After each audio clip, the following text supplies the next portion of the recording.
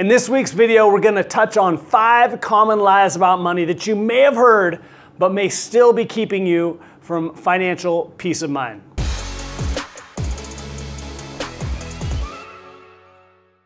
So in this week's video, we're going to cover 5 common money lies. As you can imagine, the day job, whether I'm in my office, out of the office, conversations around money, find me.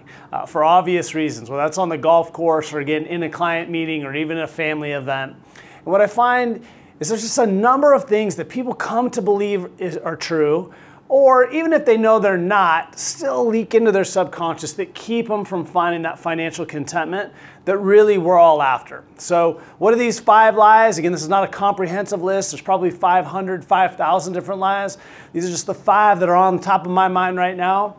The first is an ability to assume other people's net worth. Time and time again, I run into people at the golf course. Oh, that guy's the richest guy I know. That guy's broke. We warn our staff all the time, hey, don't assume based on how anybody walks into this office that you know anything about them, including how big of a client they may or may not be. I'll hear it with people who get referred in by a friend. And they'll say, well, I don't have nearly as much money as that high-powered attorney or doctor has.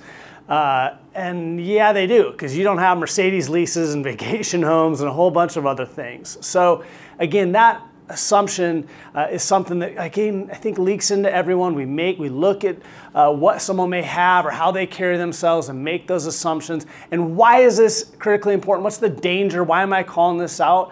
Well, it begins the comparison game. You make all sorts of assumptions, not only about how much money they have, but how happy they are because of that they're going to be able to lead the lives they want to have, and it's just not true. So again, A, you can't do it. B, even trying to start to do it, whether you mean to or not, is going to suck you into that comparison game that's almost undoubtedly going to take away some of the happiness and contentment you can have around your own finances. Furthermore, it doesn't get you to your own goal. Second, money buys happiness. Now, this is one we probably all have heard and say, yeah, no, I know it doesn't, or at least if I can make 72 grand a year, stats show me, then I'm happy. We may know it, but again, it's not something that I think a lot of us really hold true to in our day-to-day lives and how we think about other people, our own finances, our own families. But I can tell you, again, having done this for over 20 years now, it's one of the common things I hear the staff bring up is there is no relation to how much money people have and how content or happy they are. I've found anecdotally more comparisons or ties to people's height.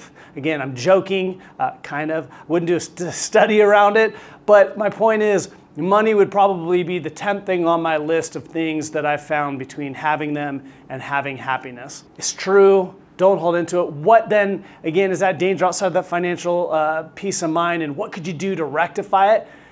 That one of the things we see between people, regardless of whether they have 1 million, 10 million, or $20 million, is they've really thought through their lives. They've thought through what they need to have to find joy in each and every day, and they make that their goal. They make that their peace of mind. And again, as cliche as it is, a lot of those things don't require a lot of money. Point number 3, it's okay to leave out the non-CFO spouse. Or if you are the non-CFO spouse, it's okay if I'm not showing up to the meetings or not engaging or don't understand how our money works. This is a very common one. We covered it in mistakes around marriage and money in a couple commentaries back. It's categorically not true. And it's not true for a number of reasons. Number one, nobody wants to feel out of control no matter how much you love, trust your spouse. So whether, again, you're the CFO spouse or the non-CFO spouse, it's critical that there's at least some base understanding of what's the plan, what's the goal, where are the boundaries and the parameters. To my CFO spouses out there, I can tell you it's one of the most common things that comes up from the non-CFO spouses as a latent anxiety. They wonder and worry, what happens if something happens to you? What happens if your competency starts to slip but nobody really knows it or knows what you're up to?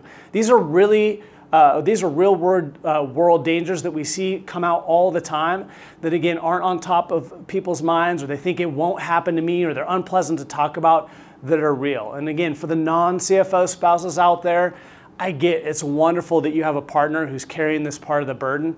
It's still critical that you engage critical that you're a part of it and at least have a baseline understanding of who's out there and again, hopefully who your partners are. 4, you're alone in money insecurities. Now, a lot of people probably say, oh, I don't believe that. I think probably other people are insecure about money. That's not, again, subconsciously how I see people live out their lives. They assume that some of these burdens that they're carrying are just theirs, or they assume if they could get $1, $5, $10, $20 million, those insecurities would go away. Understanding where the boundaries are, worrying about maybe what other people have, these know no bounds in terms of levels of wealth. They're something that are a commonality to everyone. And again, something you want to call out, be aware of, and get out and know that you're not carrying alone. And furthermore, working with the right partner, people hopefully like us, can help you overcome so that again, you get confidence in your plan, achieving your goals, as opposed to some comparison point that has nothing to do with you finding contentment. Point number 5, you know what you need to retire. The biggest fear that people have is dying broke, even more than death itself, or going broke before they die, excuse me. See all sorts of assumptions here. Oh, my friend told me I need $3 million. Oh, I think I need X amount to live on. The reason I underline need is this presupposes you actually even know what you need, let alone need to retire. What do you want? It comes back to kind of even point number 2. Do you just want to be able to have that day off, take that walk with your spouse? Is it critical that you want to be able to fund your grandkids' education? What are those needs? What are those things that are really genuinely going to help you find fulfillment? How do you define them? I've gotten out of a number of meetings this week with people who think they have way more than they do. They can make all their payments, and so they think they're wealthy, not realizing they're not getting nearly enough away to be able to maintain many of those costs in retirement. Or conversely, they have plenty of money, and they're sucking some of the joy out of today, the things that they could do, worrying that they don't have enough because, again, it hasn't been defined. What they need hasn't been defined, and the catalyst and ability to achieve those things hasn't been defined. So in bringing this all together, hopefully you realize which of these you may be struggling with. Perhaps it's a friend, a loved one, a coworker, whatever the case may be, we're here to help. We love and find tremendous meaning in, again, tackling these projects. Building wealth is certainly a big part of what we do, but connecting that, marrying it up with one's emotions, how you're conceptualizing wealth and being wealthy, which again is so much more than just money, is one of those critical tasks that we want to encourage you to undertake, and again, that we're willing to walk alongside of you with. With that, thank you so much. Know that we're here for you all the time. We'll talk to you next week.